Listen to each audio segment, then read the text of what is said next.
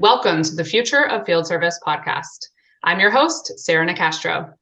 Today, we're going to be talking about 5 common issues that sabotage digital transformation success. I'm excited to be joined today by Rudy Goedhart, who heads digital transformation for Spencer Technologies. Rudy, welcome back to the Future of Field Service podcast. Thank you for having me again. So Rudy was a guest on episode 18 of the podcast. So we've come a long way, my friend. Here we are, back, better than ever. Rudy has a new role compared to what he did in episode 18, which is related to digital transformation, topic for today. If you're not familiar, Spencer Technologies, Rudy, you can correct me if I'm wrong, is responsible for installing infrastructure and managing infrastructure in retail environments. So across different sectors of retail, everything technology related in a store, your teams would go in, put in place, set up. If a store moves, they go and move all of that technology over for them, et cetera. So your customers are retail organizations. Correct. Yeah. Okay, good. All right. So you're responsible for managing technology for your customers. And obviously, to do that well, you have to have a good handle on how you're using technology yourselves. So Rudy and I have had countless conversations about service transformation, digital transformation, all of those types of things. And I think the 5 issues we're going to talk about today are issues that not only has Rudy had to encounter and overcome in his role heading digital transformation, but they are ones that I think almost all of you that are listening would agree that you have encountered as well. So these are things that very commonly get in the way of digital transformation success. I've recited statistics before. I don't have them in front of me, but I know IDC, for instance, there's some humongous percentage of digital transformation initiatives fail, right? And there's these common reasons why. And so today we're going to talk about some of those. So up first, we're going to talk about legacy thinking. So Rudy, what are your thoughts on how legacy thinking can get in the way of digital transformation success? Yeah, that's a good one, Sarah. The legacy thinking, we've struggled with quite a bit, both within our own organization as well as with others that we've partnered with. So what we find, and whenever you talk about change management, transformation, the very common things that come up very frequently are simple statements such as, "This is how we've always done it. This is how we did it before. Why do we need to change? I've got a giant pile of cheese right next to my house. Why do I need to go find more cheese? Who moved my cheese?" Reference there. But so legacy thinking is a big problem. Change is very important. Transformation is very important for an organization to stay relevant and to become more relevant, to grow the business. And one of the biggest challenges is communicating that across all of the stakeholders, making sure that everybody understands why we're changing, not just what we're doing, but why we're doing it. And I'm pretty sure in the past, I've referenced it before, if you tell somebody to press a button, they're going to try to do a best effort to press that button anytime that you tell them to, but they're not going to keep it up. They're not going to stick with it simply because they don't understand the reason why. So legacy thinking has been quite the challenge, and it falls almost in the second category that you haven't initiated yet, but the alignment part. The organization does need to be aligned for change in order to get that legacy thinking problem to go away as well. If everybody knows where we're going, why we're going there, what we're looking for, what we're looking to become, you can get people to be part of that transformation culture that ultimately we're trying to get to. But it's nonetheless a challenge. Yeah, I think,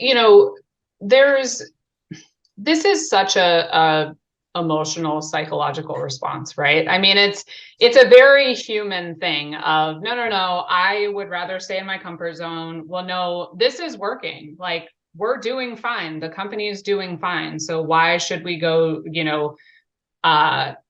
mess that all up to do something different, right? There's this idea that if it ain't broke, don't fix it, right? And I think the way this presents itself in different businesses is super interesting because, when you have issues with legacy thinking among the front line, you're really talking about change management. It's a leader's role to, communicate the reason for the change, to get them bought into the change. But what can be really, really challenging for organizations is when the legacy thinking sits at the very top of the business, right? Because that prohibits a lot of forward motion. If the people making decisions are the ones that are risk averse, that are complacent, that, don't want to rock the boat, then, it makes it really hard for anyone in the ranks to really, have enough initiative to push that forward. So, it's, I think people get there one way or another, but it's I think very frustrating for employees when there's kind of some, outdated mentalities in top leadership, because it just, when you have anyone who is driven or innovative or creative, it really squanders that. So yeah, I don't know what your thoughts are on that.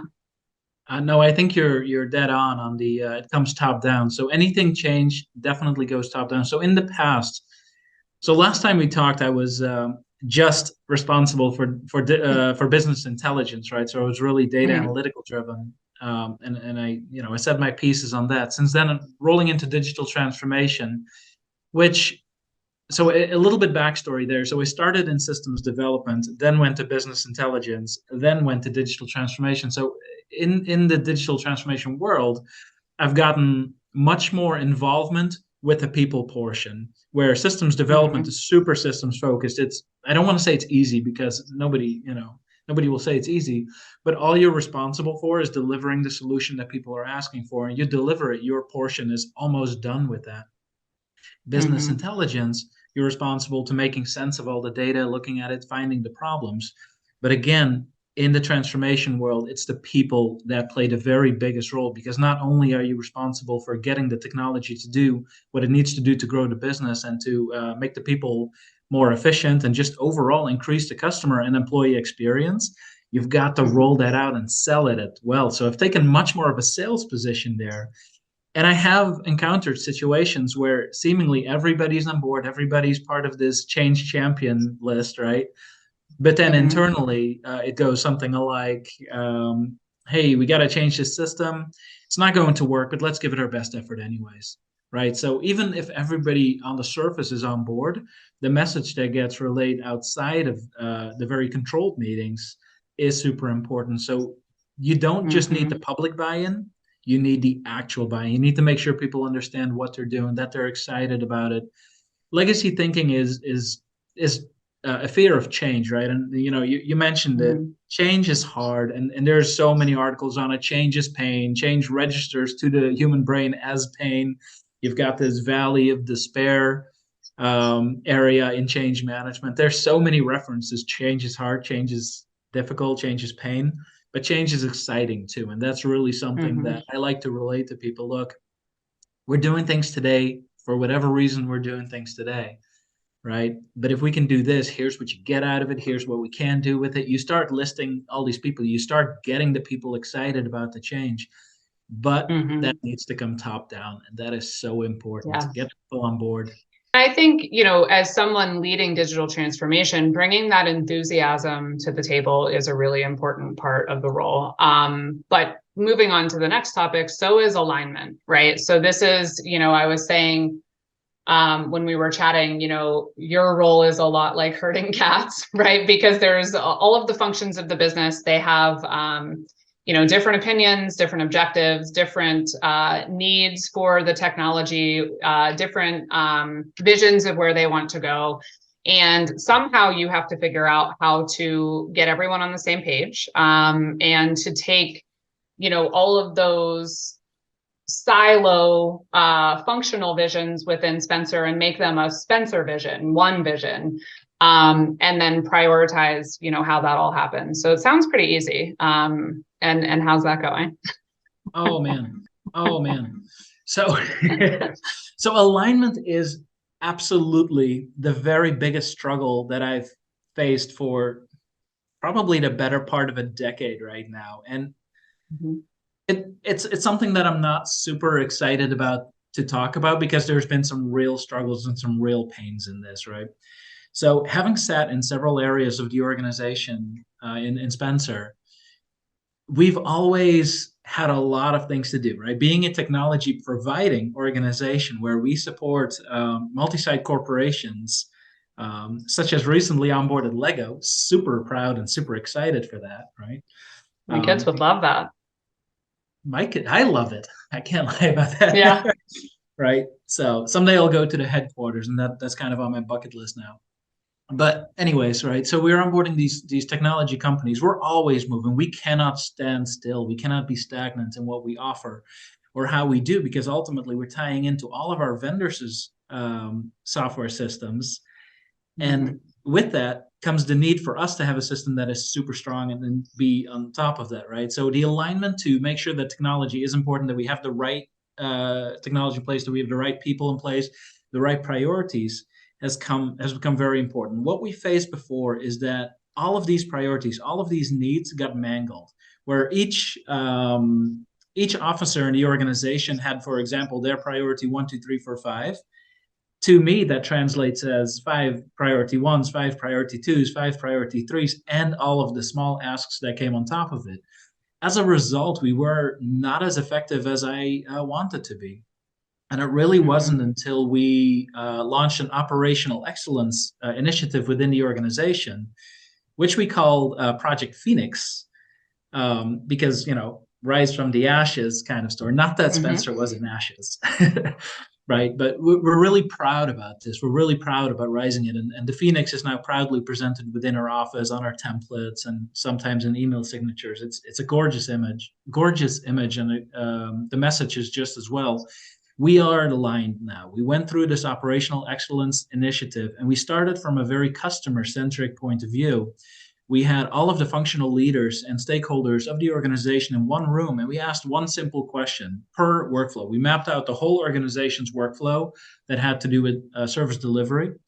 We asked, what do you think our customers want from us? So everybody put post-it notes on the board stating, well, here's what I believe during this step of our process. Here's what the customers want from us, what they would like to receive, what would make them happy, happier.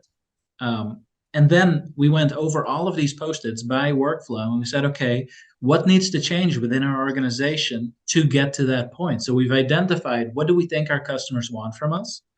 Now we're at this point, how do we get there? Right. So now Mhm. we've got, it's hard not to swear for me, right? But now we've got a whole lot of sticky notes on the wall, Yeah. and a whole lot of topics and a whole lot of solutions. So then we said, okay, everybody gets 5 points. Put them where you feel that change is best implemented within the organization. So we marked the right items, the ones that we believe are most impactful to our customers. And of those, we now separate them into sprints, right? From an agile implementation strategy. Let's mark out which ones we want. And there were some very clear winners. So we can all agree that the company now agrees on what's most important to improve our service delivery, client delivery to the clients. And with that comes that alignment. The whole company agrees, okay, we need Mhm. to work on, let's say, reverse logistics, right? There's a pain point because it gets complicated. Um, and next time somebody comes to my office and says, Rudy, I really need to change this, my question becomes, okay, how does that fall into the alignment? How does that fall into the item that we deem most important for the organization to fix, which gives me sufficient fuel to really push back on initiatives that may help a couple people here and there. But it's Mhm. still hard, right? Alignment stays hard. I'm very happy to announce that Spencer Technologies is aligned on where it feels that the change needs to happen to best better the organization and the customer experience, right? With a focus on that. Yeah. There's still the day to day, and that's where personally I struggle because it's hard to say no when you know something Mhm. takes maybe an hour out of my day. Somebody says, look, Rudy, this takes me 8 hours every day. I know I can fix it in one. It's really hard to say no to that, but sticking to that alignment, making sure that you use your own resources, including your own time, right, to stick with that alignment is absolutely crucial. Yeah, I think that's such good advice. And if I'm not mistaken, prior to you taking on the digital transformation role in Spencer, that wasn't a role before, right? It was handled by committee or within other functions, but it wasn't a dedicated role in the organization. Is that accurate? Accurate? Yeah, it was a wild west. Quite frankly, it wasn't even Yeah. that well controlled. It was literally the greasy wheel. The squeaky wheel gets the grease. Yeah, it was hard. And that's the point I wanted to make is, going back to the IDC research that I didn't even appropriately quote early on, though. But the number one barrier to digital transformation success is silos within the organization. And that's exactly what we're talking about here. And I think it's why companies who, have not put a specific function for digital transformation or innovation or however you want to word it in place are really struggling because it's function battling function, right? It's silo battling silo. It's squeaky wheel gets the grease. There isn't someone responsible for bringing that view together. And the second thing I wanted to comment on that is so, so important that you said, and kudos to you guys for getting this right, is the way you prioritized was based on customer desires, experience, and value. And that is the way it should be done, right? So that you're absolutely right. It gives you, that framework to go back to of we made these decisions together based on what has the biggest, best impact for our customers. So here's what we're sticking to, right? Not every company takes that outside in objective when they're looking at how to prioritize those different needs, wants, wish lists, vision, et cetera. So I think that's really good advice as well. Yeah, yeah, and it comes with a little tail too, because arguably customer experience is important, but I can in all honesty say I've never had a good customer experience with an employee that wasn't happy. Right? If Mm-hmm. somebody's miserable, grumpy, disgruntled, bitter, that's not going to give you the customer experience that you're looking for, no matter what the situation is. So employee experience plays into that, but that's why it's a tail and not, a segue completely. As an employee, everybody wants to do the right thing. I've learned that over a long time, right? Nobody wants to fail. Nobody wants to do a bad job. So if they know that they have the tools to deliver the best customer experience, that tend to play into their happiness as well. Yeah, absolutely. So the third area we're going to talk about is technology debt. And I know that, compared to many organizations, Spencer is in a really good place as far as this goes. You have some scenarios where organizations have invested in a technology that just really is not serving them, but they struggle with when do you admit defeat and start over and just, eat that cost knowing that it's not serving you, right? And that is really hard, for sure. But luckily, you're not in that position. But there is this other idea of, even when you have a core system that's working really, really well for you, digital is ever changing, right? So you always have to be looking for ways to continually improve, ways to evolve your platform with the needs of the business and, the value that you need to provide. So can you talk a little bit about how you handle that? Yeah, and it's an interesting topic, and it's so logical, so simple. At the same time, it's so not easy, right? So I Mm-hmm. consider the software, and especially when you're talking about an ERP, about the system of record, the software that runs your organization or the packages that run your organization, consider that a foundation, right? If you have Mm-hmm. cracks in your foundation, are you going to build the rest of the house or are you going to fix that first? And frankly, if your foundation didn't have the right consistency, right, to put it in construction terms, you stop, you break it out and you start Mm-hmm. over. Technology is no different. It sucks to take the loss. And we've certainly been there in the past. And, I've seen it with some of the organizations that we acquired before. They've tried for years to implement a solution, and it didn't stick. It didn't grab. It didn't quite get to the right place. and they push and they push, and it really caused disgruntlement amongst the employees because it didn't do what it needed to do, yet they held on to it. Technology, I mean, the same similarities exist across all aspects, right? Whether we're building something, whether we're talking about employees, sometimes, you do the best you can and you do what's right. But if something isn't working, something isn't working. And not to make that human Mhm. centric, because that could be negative, but you do need the right software. For Spencer, that has been a struggle, and probably will continue to be a topic of conversation, but not a struggle at the time. Um, IFS as an example is funny in that we chose it when it was recently acquired by IFS, when it was just metrics, but it was Mhm. such a strong product. So in the last 6 years, when we see you leading the Gartner charts for service solutions, we cheer, right? I've mentioned it before. We actually sell that to our clients. It's part of our Mhm. deck to our clients, because we not only want to be very proud of the solutions that we have, we also want our customers to believe that the infrastructure that we deliver our business with is stable, stays up with that. Now, on the service Mhm. side, we don't have that problem, of course, but financially, we did struggle there, right? As Spencer has grown to become a global service provider, we were on a finance application, which I shall not name, but it looks like a Visual Basics application built in the 90s. We've all meddled with it. And it couldn't do multi-currency. You can't have more than 6 characters in your place ID. Like, there's all of these limitations to stop us. And we could invest a lot of money. We could try to get it right, get it to the latest version. But frankly, we needed a better solution. So we started out with an RFP for a better finance system. And we got a glimpse of modern technologies, between IFS Cloud and some other organizations with finance solutions. And it actually blew us away. I led our accounts receivable, accounts payable, and our financial accounting analysts see the package, and they're so excited because they're looking at Mhm. this new system. They go, "Oh my gosh, I don't have to look up tax at every state's individual website anymore every week." What?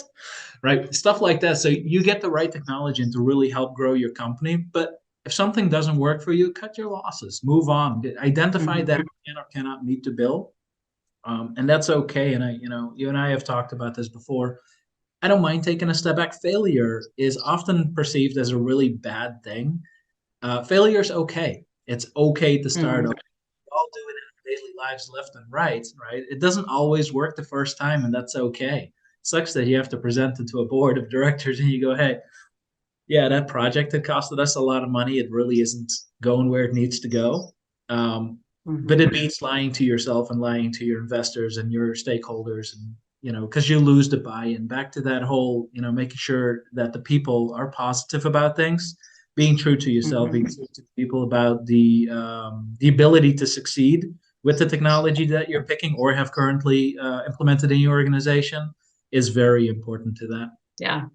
It's unrealistic to think you're always going to get it right, but are you learning from those missteps? I think is the most important thing. I think the other point I just wanted to close on as far as technology debt goes is, the other thing I see companies do that's really unfortunate is, they invest in a platform that may be working really well, but they don't, it goes back to that natural tendency to complacency. They invest, it's solving the need they have, it's working well, but there may be all of these other things they can do with that platform that they just don't take the time to learn or explore or incorporate, which is another factor of this idea of continual improvement. And Yeah. if you're leading digital transformation, making sure that you're getting the most out of all of your technology investments and you're leveraging them to their potential.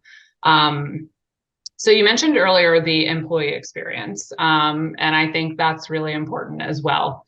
And I know that you understand the importance of change management. But when we were chatting about this interview, we were talking about the fact that even when you acknowledge how important change management is, and you have the best laid plans, there are a lot of variables that will change, and sometimes all it takes is one change in variable to throw a company completely off course on its change management strategy, and then things kind of unravel. So how have you handled sort of keeping your eye on the prize as far as, focusing on the employee experience, making sure you're bringing employees along on the journey. Yeah, and that's possibly the hardest question you're going to ask me today, because people are people and nobody's the same, right? We're all one of a kind in one way or another. We're all one of a kind, and how we perceive change and how we get to the goal is very much part of that one of a kind thing. So, I mean, so the hardest things, I'll start a little bit with that in what makes change management fail. I've had too much experience with that, but probably not enough at the same time. Because to your point earlier, from your failures, that's where you learn. And that's something that is that mindset. When you fail, you can frown about it and you can be unhappy about it, and that's okay. But take something away from it, right? Take something away. Take a Mm-hmm. look at why you failed. Do that root cause analysis, find out what happens, and do better. Do better is not always perceived as a positive statement.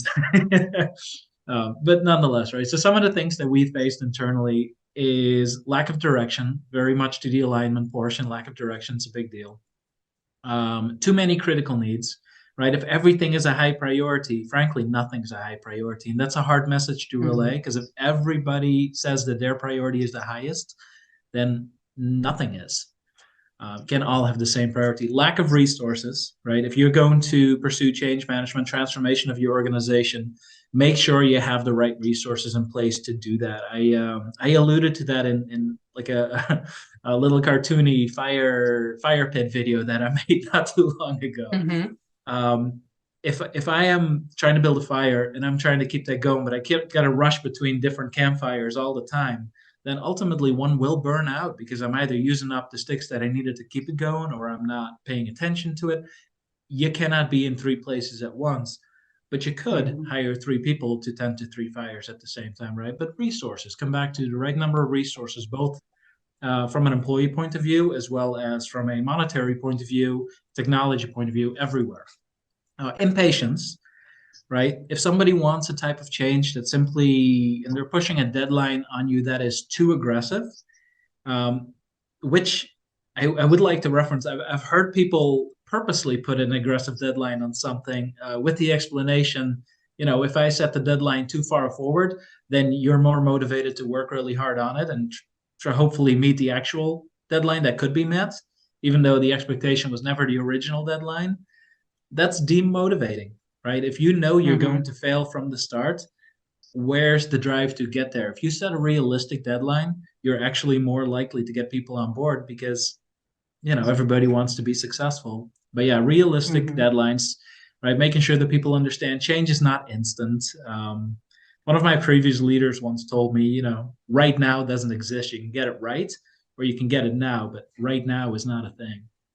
I've been teaching Mm-hmm. my kids that too. At age 3, that's hard.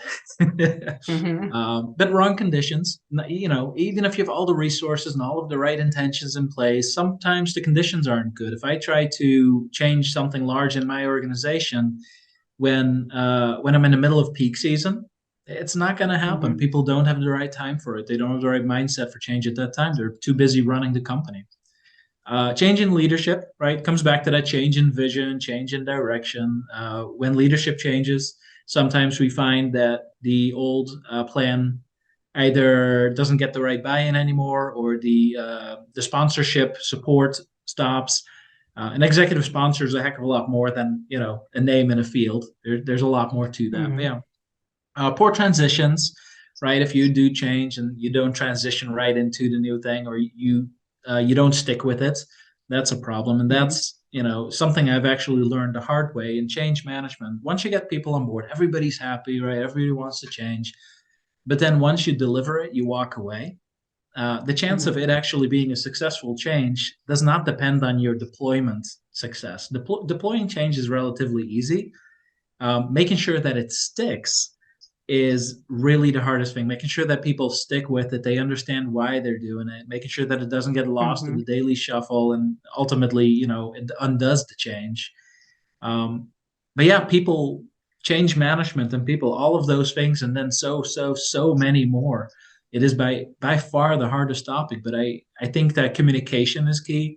getting the right people Mhm. motivated, getting them on board, keeping communication straight so that you don't get people wondering where you are on the status of things. Making sure you Mhm. stick with it, both in the throughout the development as well as post deployment. Provide the right Mhm. people the right tools, and that may roll into our next topic. But you give people the right tools to be successful with the change processes. No, that makes sense, and I agree. It is the most complex of all of the challenges for sure. All right, so the fifth and final one we're going to talk about today is companies that struggle to turn data into intelligence, right? So everyone is on this digital journey, recognizes the importance of data, puts tools in place to gather data, gather data, gather data, gather data, and then sometimes organizations are just left saying, uh-oh, now what, right? Now what do we do with all of this? And so this, lends itself to what our first podcast discussion in episode 18 was all about, really, was this, leveraging this powerful resource that is data. But for the sake of today's conversation, I guess, when you think about the ability to leverage data internally to help make intelligent decisions, drive business performance, and then the ability to leverage data externally with your customers as a source of value. Um, what are your thoughts on where companies struggle to really take the data and convert it into intelligence, and how have you done that? Those are two distinct questions. Yes, so data is powerful, and especially in the earlier conversation that we had 3 years or so ago. Um, I've made a couple statements that I've since then regret making, but in general, data is very powerful, right? Data can protect you, and data can be Mm-hmm. weaponized at the same time, Mm-hmm. and sometimes it turns into this data war where you get all these reports being thrown back and forth, like it's this way, no, it's this way, no, here's what it is, right? So data is very important to get right. But since then, one of the things that is most important, I think, is the actionability of your reports, but not just the fact that a report has to be actionable, because I've also seen that term heavily weaponized again, right? Rudy, your report's not actionable. Okay, well, what do I do to make it actionable? Well, I don't know, but it's not actionable the way it is. Okay, well, what are you trying to do? Right. And that really comes back to, what are you trying to accomplish? What are you using the data for?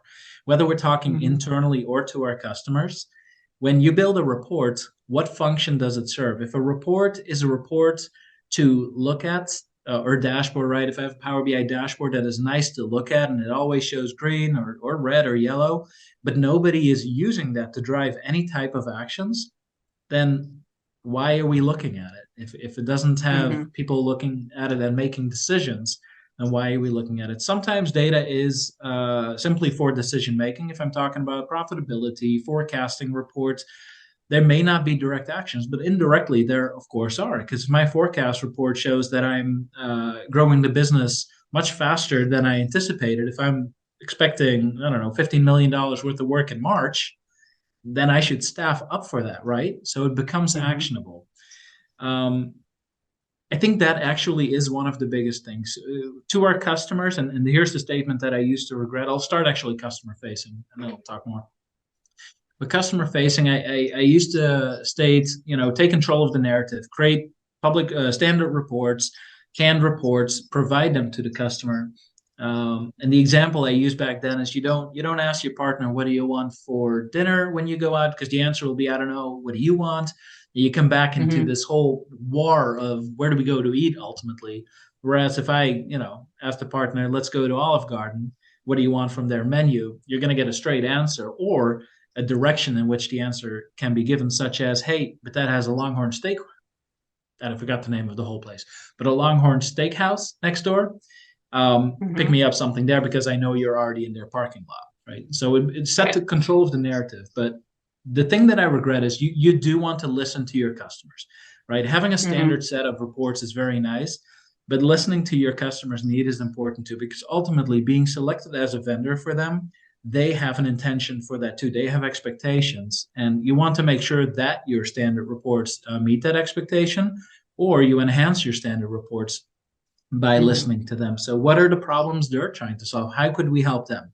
We have the experience of supporting tons and tons of vendors and corporations in the field. We kind of know what they want, but there are intricacies to each organization. And, listening to them, trying to find out how we can help them is big. Mhm. One of the examples is a very simple asset management survey, right? So, data being used properly. When we go to your store, we're going to service any technology that you ask us to service, but we weren't always necessarily the ones to install it. But whilst we're there, we may as well take a quick inventory, take a look, send some pictures, and record what assets you have in your store, because now you know. A simple survey after, and it's very common. It's certainly not Spencer unique there, but having that data collection capability for the clients and then being able to report back, hey, here's all the devices in your store, from a Mhm. very selfish point of view, could then roll into more work for us, because, oh, they didn't know they still had those old registers there. Would we upgrade them for them? Yeah, of Right. course we will. But yeah, intelligence in general, I mean, it's kind of in there. Intelligence isn't intelligence if you can't do anything with it. Those are just Mhm. useless facts, not intelligence. And useless facts are fun, um, Mhm. but they're certainly not always useful unless you're trying to break the ice. But we don't have break the ice kind of meetings with our customers that often. It makes me honestly think of the process you spoke about when we talked about alignment, right? And how you kind of took all of the different stakeholders and had them prioritize based on impact to customers. It's similar in the sense of what are the objectives you're trying to drive, whether those are internal objectives or external in terms of customer objectives that you can provide value around. And what data do you need to work toward those goals that you can measure and then derive those actions from, right? So it's, in a lot of ways, it's almost like working backwards from what's the end goal. If you as a business, want to grow X%, improve productivity, Y%, whatever it is, what sources of data do you have that are giving you insight on how you're performing that are related to that objective? And then, what actions can you derive from there? For a customer, if they want to know X, Y, and Z, then that's where you start and you provide those insights and you look for ways, to your point, to, take the intelligence you have as a business that could be helpful to them and to you, and then put it into a format that makes sense to both parties. Yeah. Yeah. I mean, So I know it's one of your great loves, data. But it's just an area I think a lot of companies really struggle to get a handle on in a way that is as bolted down as it needs to be. right, and it's yeah, as complicated as it gets. It's also not that complicated because you're telling a story, right? I mean, storytelling Mm-hmm. is it's another common buzzword these days, and but Mm-hmm. buzzwords have same with actionability and business intelligence. They're all good buzzwords, but at the same Mm-hmm. time, there's a lot of power behind them when used properly, Yeah. right? And that storytelling, data is storytelling all day long. And if you're just having when you're having a report that, instead of a story, it's more like a phone book, then you Mm-hmm. make sure that that report is only used when people need to find a phone number for something, right? Don't have it Right. displayed Right. on a big dashboard in your building, because there's no point to it. There's no actionability to it. It's a tool for assistance. No. And that's what really strikes the difference between actionable reporting and just Mm-hmm. tools, intelligence tool. Yeah. I do have a decent example recently where, the data intelligence really plays into your processes as well, and what we're, the meaning of it. So, Mm-hmm. in really onboarding a lot of help desk organizations lately, the two terms that come up a lot are first call fix and time to Mm-hmm. resolution, right? Because Mm-hmm. they're not the same, but often are considered the same. So with that comes a whole lot of explanation. Because if I'm a help desk agent and I'm answering a call, but I was unable to resolve the issue because the resolution doesn't reside in our organization, and let's say I need to kick it to Granite Telecommunications to get a new phone number activated, the first call fix applies because yes, we did, do everything we needed to. There's nothing else for us to do, and we're closing out our request. At the same time, the time to resolution at that point wouldn't quite be accurate for me to say that's the ticket time because I did not actually resolve the issue. I just did everything that I needed to do and hung up. So that, we're working with our help desk leadership right now. Let's define time to resolution because it cannot be different for every client because then how do agents know how to transact within the system? And then what's your purpose of it? Are you trying to figure out how long our team spent on each ticket, Spencer's responsibility, or are you trying to measure how long the company, the customer of ours, is in which way affected by the problem? Those are two complete different time frames, right? So define what you're trying to solve. Once you define what you're trying to solve, the business intelligence portion will come with it. And sometimes you find that you have to update a process, update your technology to make sure that you can capture what you need to. But I mean, there's tools galore these days. You can, as much as, measure every mouse click and keystroke on your employee's laptop if you chose to do that. Until, measuring performance, making sure that you measure every time that they're actively looking at a ticket. So the technology these days really supports a lot of intelligence, arguably too much. Yeah, that's what I was thinking. So keep it. Make sure that your goals align with the data that you're displaying, and make sure that if you have actionable dashboards, that action is actually taken on it. Because if you're looking at the same report every week just to show that you're still yellow, there's, it needs to come with action items. Yeah, that makes sense. All right. Very good points, Rudy. Thank you for sharing your experiences and your knowledge with us. I greatly appreciate it. I look forward to the third. We'll see how things progress. And yes, but I appreciate it. I appreciate you. So thank you for being with me today. If you would like to listen to Rudy's first episode, episode 18, you can find that and much, much more by visiting us at futureoffieldservice.com. You can also find us on LinkedIn. The Future of Field Service podcast is published in partnership with IFS. You can learn more at ifs.com. As always, thank you for listening.